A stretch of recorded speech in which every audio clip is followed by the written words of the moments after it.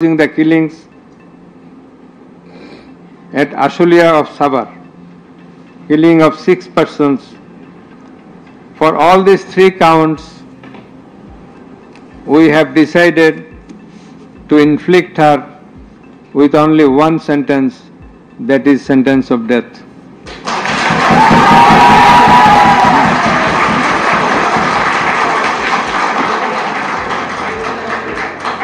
At Ashulia, so for all these 4 counts, we have decided to award a single sentence of death to Asaduzzaman Khan Kamal.